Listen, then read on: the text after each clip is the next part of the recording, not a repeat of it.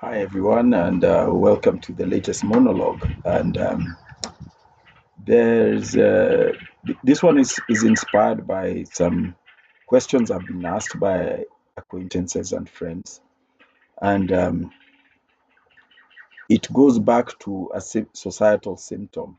The people who asked me these questions are people who felt that it was a personal challenge that they were talking about or needing advice about, but it was an aspect of a societal symptom. So I'll start with talking about startups. Startups are not businesses. That's why they're funded by donors. Startups are either vehicles to collect data about us or vehicles to achieve certain external players to achieve objectives within our society. It's absolutely important to remember that, because that's why they're donor funded. A donor cannot fund a business like a bar or a tobacco wholesaler or a petrol station. So when you look at startups, look at what the purpose is of the startup. Don't look at what they're selling. Their startup is cultivating carrots and selling them at a market. The objective is not carrots. There's another objective, to learn about carrot farmers.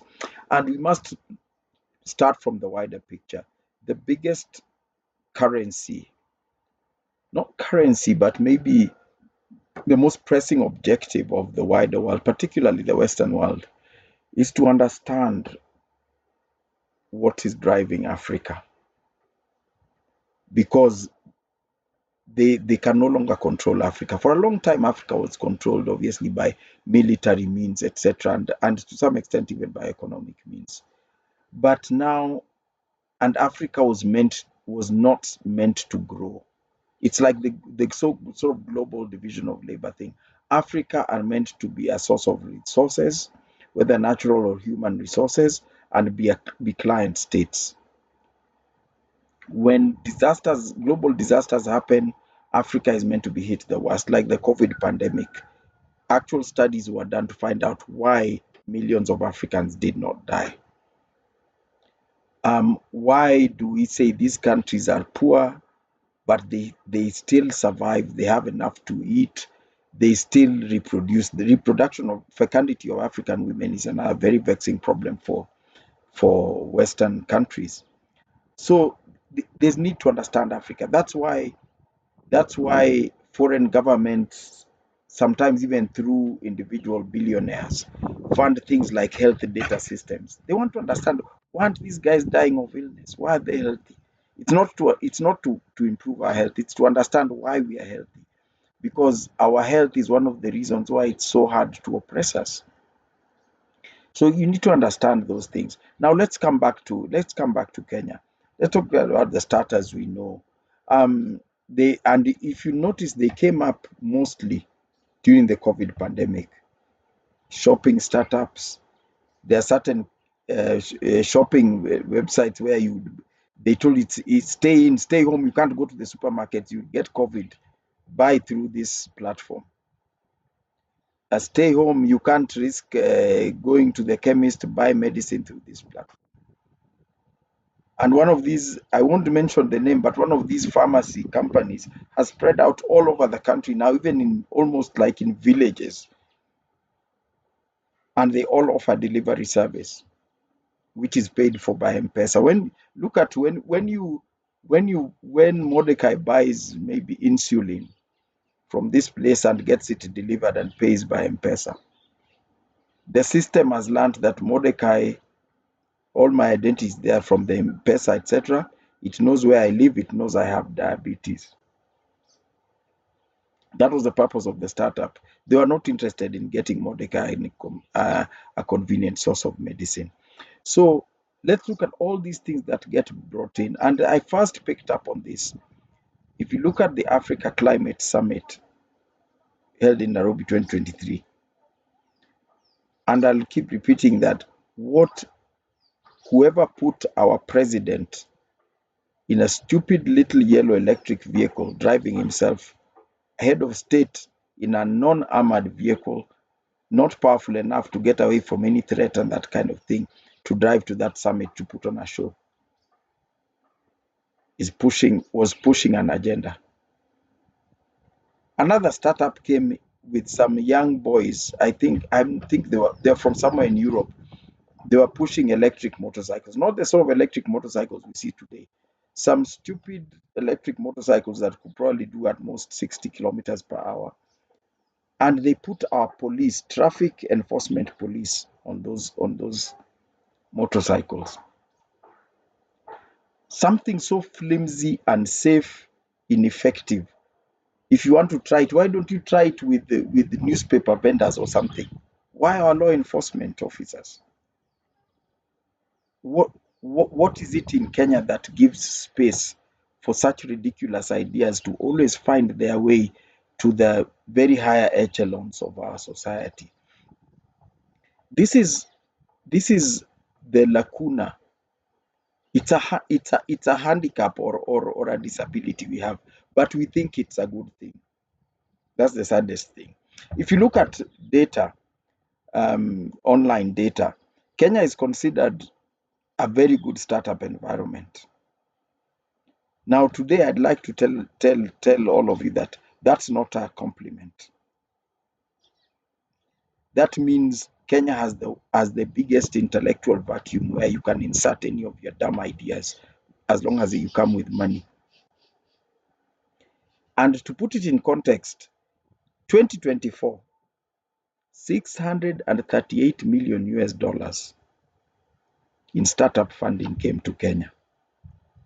The reason it didn't improve our economic lot is that it came with the people who earn it.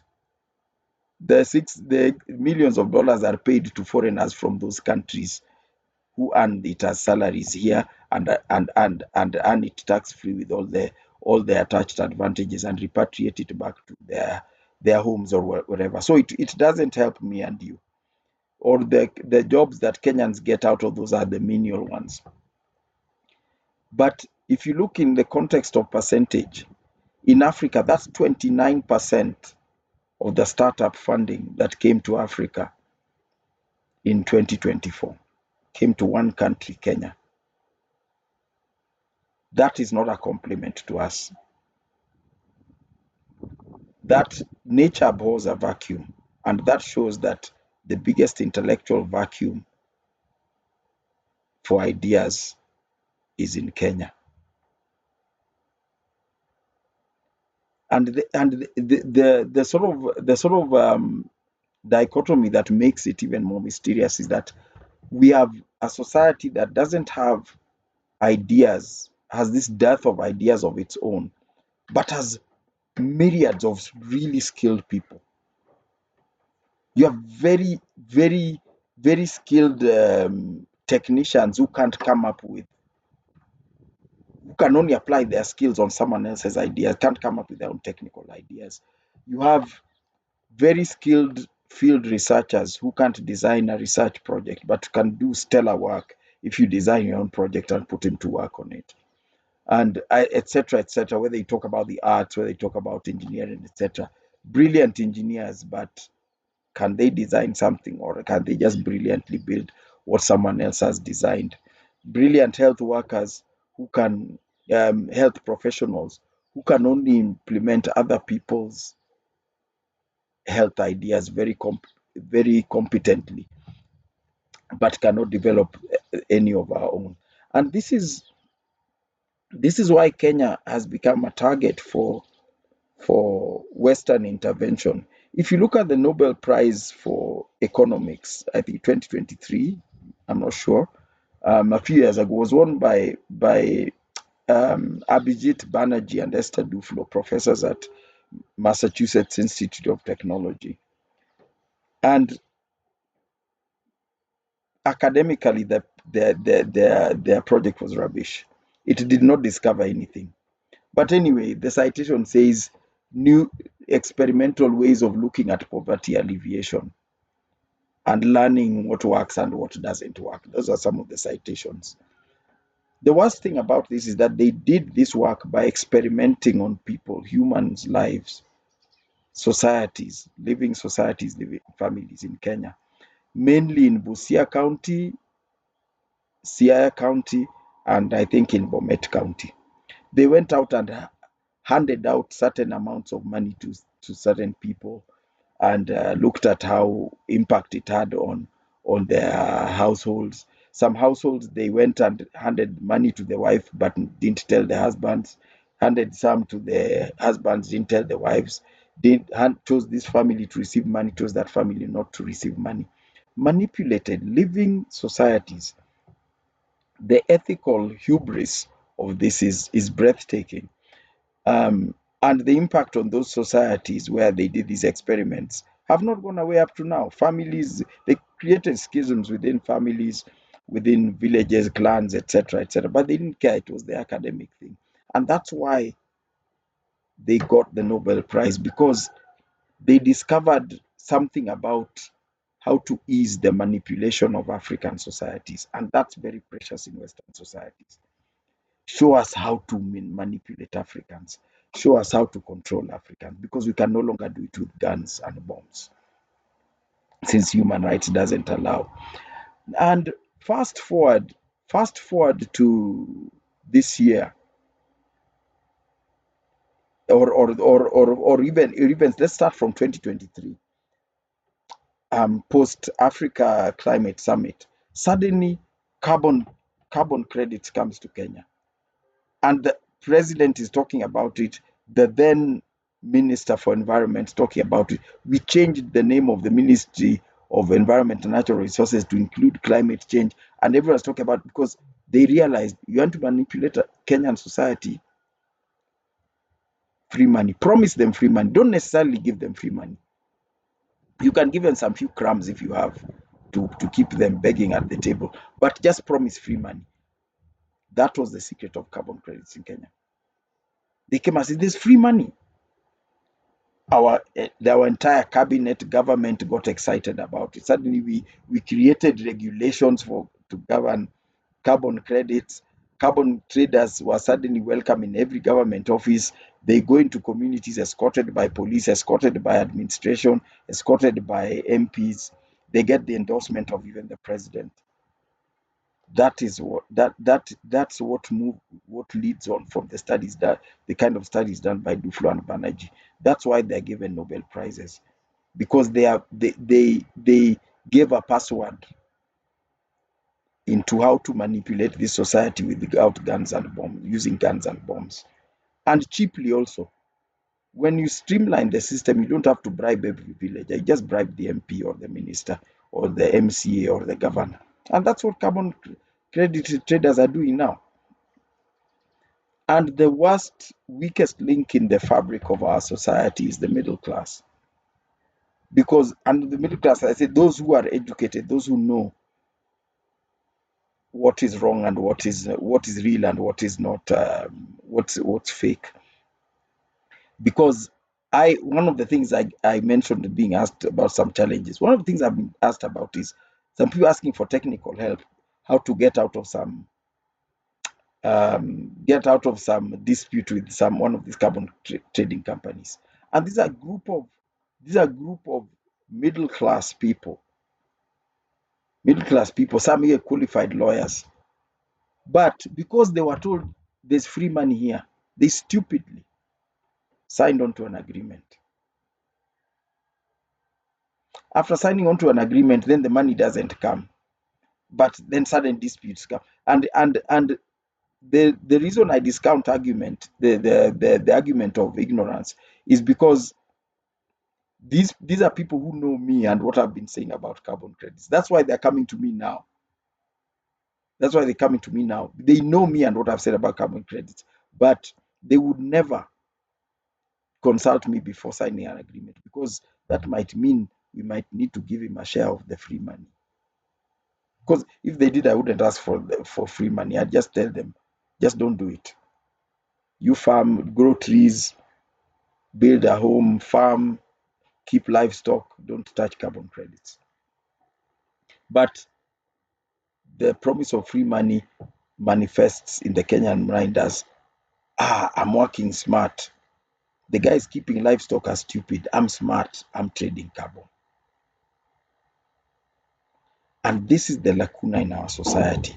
That lacuna in our brain that gets convinced that someone has come from America 10,000 miles away to your village because he loves you.